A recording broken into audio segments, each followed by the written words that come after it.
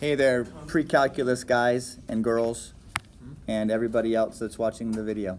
Okay, today we are going to decompose functions, okay, and it's pretty basic. I think it's pretty obvious, and you might also think so in a couple of minutes when we get to decomposing. So in the other videos, we've talked about composition. Composition. So we have two functions, an f function and a g function, or an f and an h, or a g and an h, right? All kinds of different letters. But traditionally, they are f's and g's.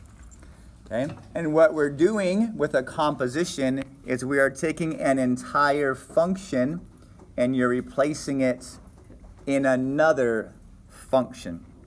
So this would end up being f of our g function, right? So this is what we're going to be doing. This is what we're looking for. Where has a function been put into another function? So just for example's sake, let's just call f of x x squared minus 2, and let's call g of x 3x plus 1. Okay? So if I were going to do this composition and I'm going to take my 3x plus 1, I'm going to replace x over here. Right? So that means that I now have 3x plus 1 in parentheses, and I am still squaring that because my function says, my f function says, square whatever you give me and then subtract 2.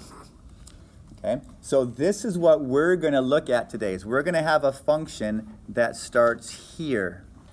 And I want us to be able to tell, okay, which is our inside function and what is the function that got put inside, right? Which one is the outer function and which one is the inner, okay? So the inside function, we're going to call the inside, that's always going to be your g of x because we're replacing the g of x inside of your f function. So g is going to be the inside function and f is going to be your outside function. Yes, it matters which one is which. Okay? It matters which one is which. So the inside function is your g and the outside function is your f because we're putting g inside of f. Okay, so here is an example. If my function f of g of x equals x squared plus 4, what is my inside function?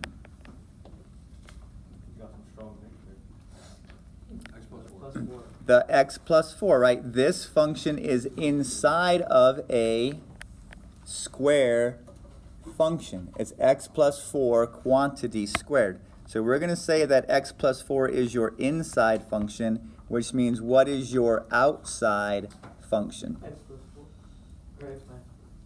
Something squared, right? Something squared. And they're usually, traditionally, we just have x as your something squared. Okay, so your outside function is pretty basic, and your inside function is going to be the one that's more complicated, because we're going to take the entire x plus 4 and replace x with it. Okay, so here, wow.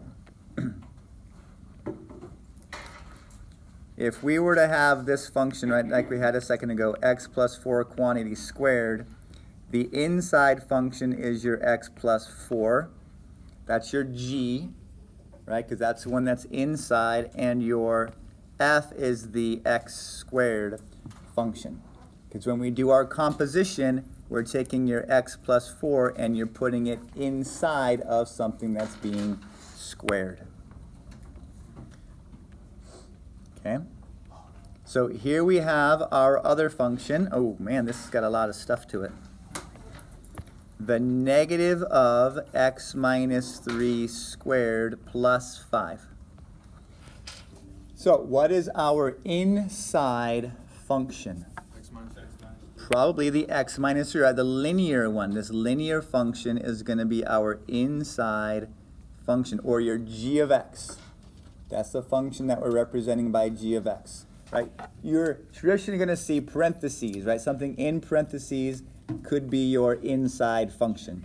Something underneath a square root is going to be your inside function.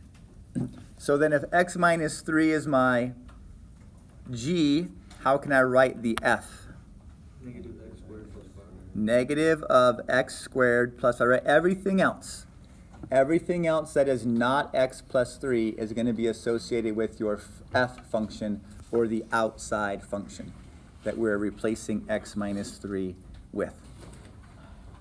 Okay, so here's another one. We have the cube root of a fraction, right? And believe there's multiple answers that are also correct. We can do lots of ways of composing these with a couple of different functions. So the cube root of x plus 2 over x. So what is one way that we could write this as a composition? What could our g function be? Right? It could be just the x plus 2 part. Right? That's a perfectly good way to write your g function. But if that's our g function, what is our f function going to be then? The third root of. Okay, so here's the deal. I need to put this somewhere, right? I have to replace x with x plus 2. If I replace x with x plus 2, that means in my numerator, underneath my radical, I have to have a single x there, so that gets replaced. Okay? And also, I have to put it everywhere there's an x, which means I would also have to put it on the bottom. So if I'm putting x plus 2 on the bottom, but then my final answer is just an x, what does my bottom or my denominator have to be? Minus 2. That would have to be an x minus 2.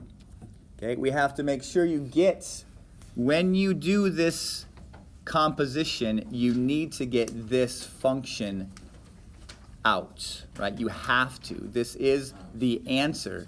So these two parts must give you this answer when you compose it. So if I were to replace the numerator with x plus 2, right, no problem there. But then I have to replace the x down here. X plus 2 minus 2, well, that sure enough gives me an x in the denominator.